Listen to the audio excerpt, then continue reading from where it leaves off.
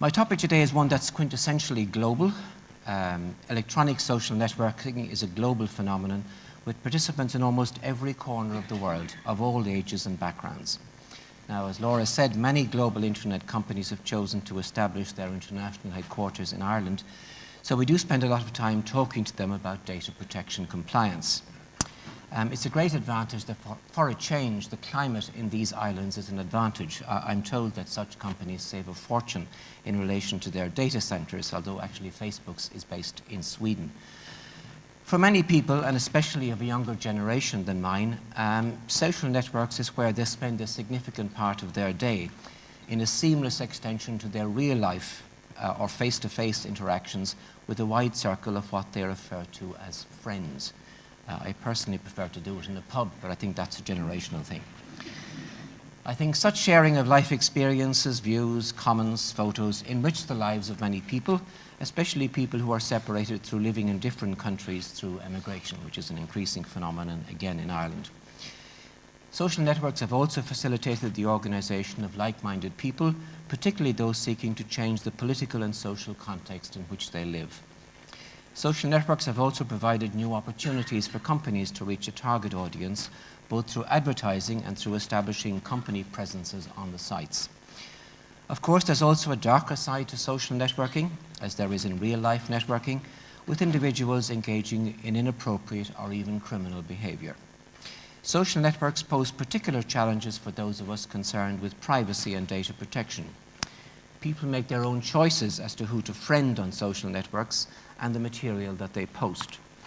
They're given options as to the audience for their output, so much of the responsibility lies with the individual, as it does in the offline world. But there's a responsibility on the providers of social networks to make these choices clear and as privacy-friendly as possible. Providers are also responsible for giving full information to users as to their options. And providers must also be very clear on what the contract with the user means. We provide a platform at no direct charge to you, but you give us very rich information about your tastes, which allows us to present advertisers with a highly segmented market. When it comes to the application of data protection law to social networks, the guidance issued by the Article 29 Working Party, that's European Data Protection Commissioners operating together, is very helpful, and we used it as a type of checklist during our audit of Facebook Ireland.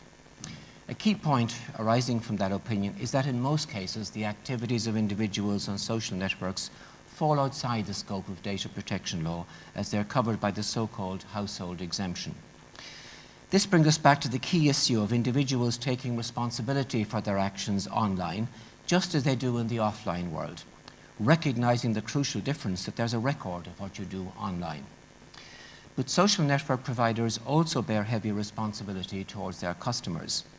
They have a duty to make sure that users understand the underlying deal involved and that the privacy settings are such that the user does not get involved in sharing beyond what they intend. The network provider must also guarantee other basic data protection rights, the right of access, the obligation not to retain data for any longer than is necessary or is consented to by the individual, and the obligation to delete accounts on request. Now, as you know, we carried out a detailed audit of Facebook Ireland in 2011 and published the results in December of that year. The audit report was made public with the agreement of the company, so it can be used as an illustration also of how an external data protection audit can work in practice. As we've pointed out to Facebook, they can see it as a free consultancy service.